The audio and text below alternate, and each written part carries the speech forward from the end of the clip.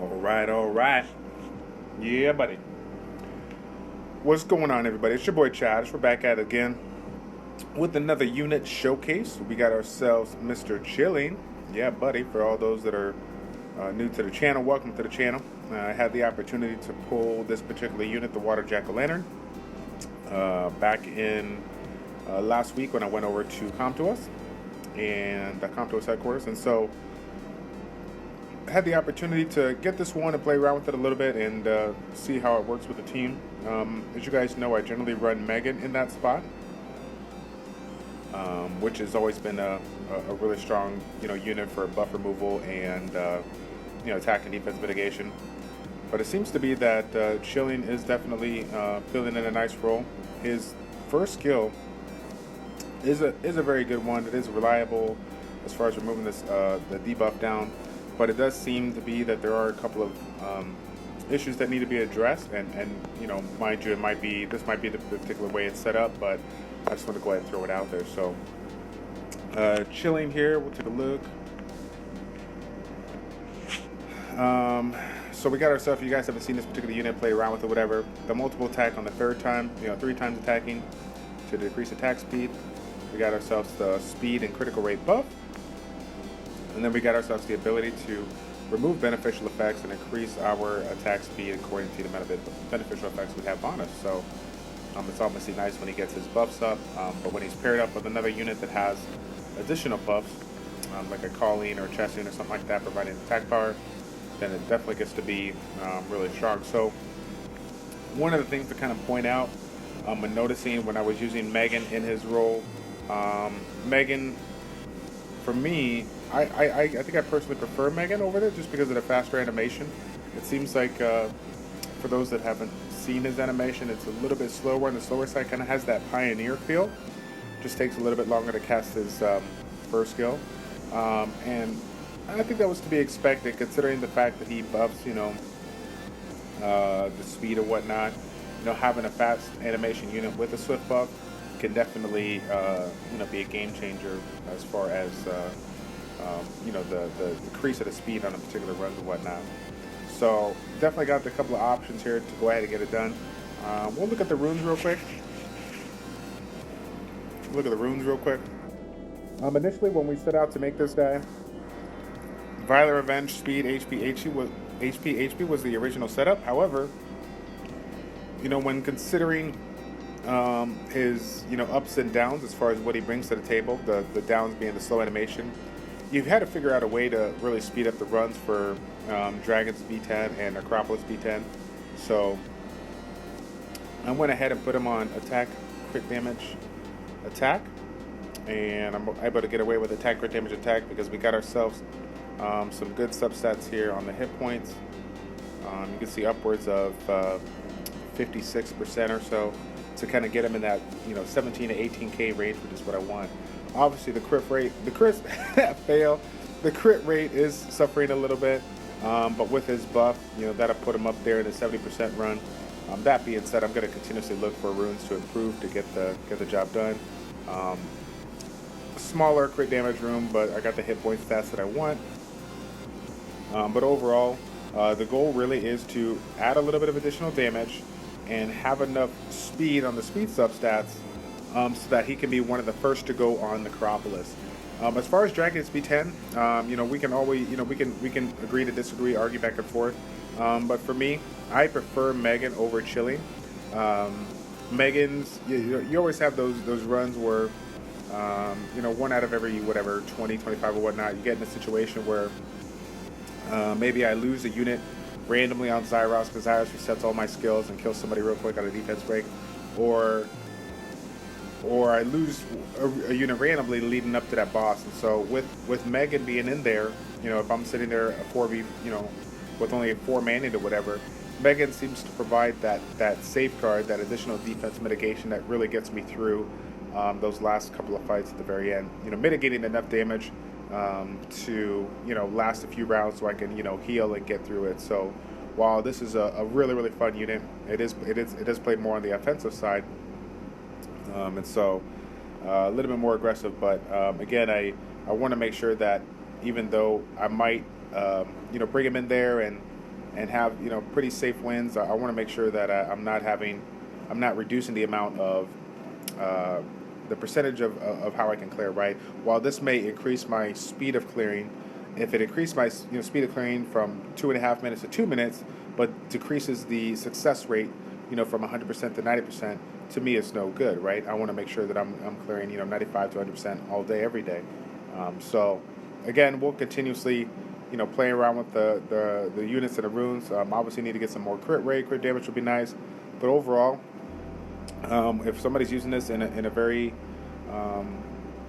support-based manner, and they're trying to use it for Dragon Speed 10 and Necropolis Speed 10, then you can definitely go with Speed on 2, and then your combination of either attack or hit points in the 4 to 6, or if you find yourself you got a lot of good substats when it comes to the attack, crit rate, and whatnot. You can even rock crit damage on the 4 slot. So what we'll go ahead and do is showcase the chilling in combination with the latest unit that you guys saw in the Sunday Funday vid. We got ourselves Shiwa. As you might have guessed, I ruined her and 6-starred her ASAP because her skill sets are second to none. With their third skill going with hitting 5 times there, and providing the brand to provide more damage, and then the first skill providing continuous damage as well as 3 different turns. Keep in mind, guys, friendly reminder, this sleeping skill is 4 turns, where her big baller shot caller skill here is 3 turns. I got a little lucky here, but don't make the mistake I did when trying to skill this one up. The last thing you want to do is reduce this sleep attack so that she casts it a little bit more. You always want her to have the opportunity to cast this Phantom Light, as many times as possible. You don't want that. You don't want that on the same timer on the cooldown. So, yeah. Let's see here. Nothing else to mention. Again, it kind of comes down to, if you're using it for Necropolis, if you want to play around with the overall stats to make it a little bit more of a damage dealer or a little bit more of a tanky, at the end of the day, I still believe that 17 to 18k threshold is where you want to be for most of your units. And so, due to that allowed me to provide myself, add myself a little extra DPS. As you can imagine, there's a lot of people doing the same thing that I'm doing, providing, coming in there with 2 healers, a conditional healer, and then yourself, like a healer/buffer. So because I only have 2 damage dealers, while when I first initially got this unit, I was like, oh man, this is going to be great, right? Because I have myself the opportunity to improve my accuracy, which was huge at the time, because I was trying to, I had my issues with my Necropolis runs while they were safe. If I failed, it was failed due to a missed slow debuff off of Hua or something like that. So I was like, when I got this unit, I was like, oh my god, accuracy improvement all day. I tested it out with the TNQ unit and realized that the damage just wasn't enough while the accuracy and the skills were landing. I wasn't clearing it fast enough before his revive reset. So what I went ahead and did was flipped it around, putting Shiwa as the lead, and then putting Chilling on the sidelines, but taking him from a speed HP combination to that attack, crit damage attack setup with the hit point substats and the speed substats. So now, even though he is not, doing crazy amount of damage, he is helping out both Hua and Shiwa with the damage that comes here, so I can get the job done. It's enough damage to assist in clearing it within a quick matter, but it's not so much damage that he accidentally gets pulled, and then my fire-based units are working a storm, fighting it up just to try to keep him down or whatever. So, yeah, here is the new Necropolis B10 team. We'll go ahead and showcase the last couple of minutes here, showing the team and its works. Again, if you're trying to use this particular unit in a similar format, see what you can do about getting the speed subs that you need for your unit to go first. If you have yourself the ability to bring another unit that has, the slow effect or whatnot, that can go at the very end. Obviously, if that's not the case, then you're going to need to adjust if you're trying to rely on him providing the harmful, slowing effect or whatnot. I personally like the attack hybrid kind of setup with the hit point subsets on the runes, so that I can do the extra damage. But at the end of the day, it just all comes to the units that you got. But yeah, I think that's pretty much it, guys. Thank you all for tuning in. It's your boy Childish from ChildishPlays. Check it out. Take care, and we'll see you in this next Necropolis B10 clip. I'm out.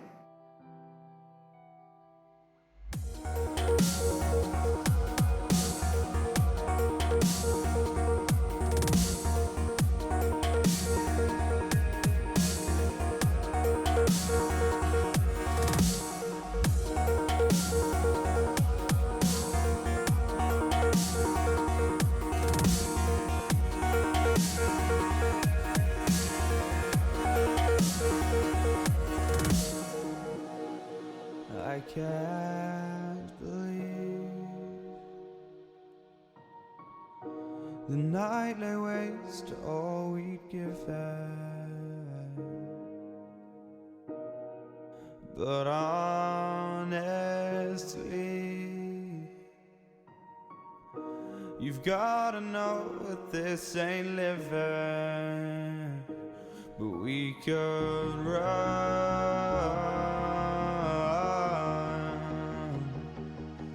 from Elysium and let it burn, let it burn.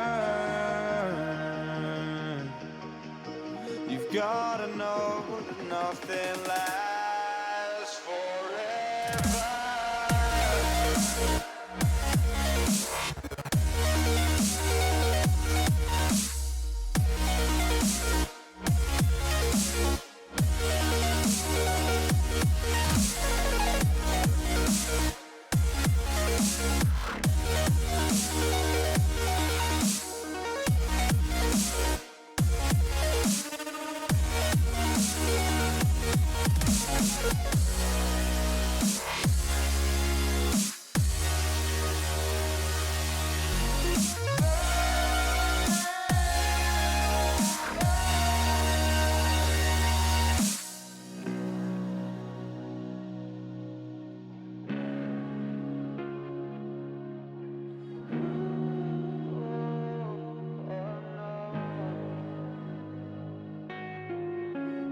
I can't believe myself.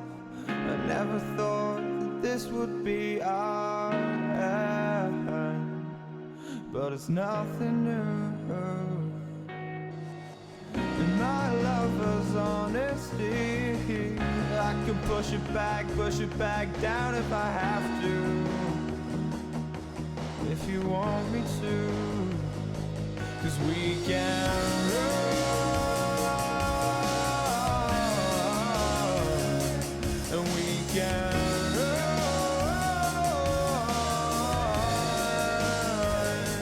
The stars they fall all for you. So tell me now, what's left to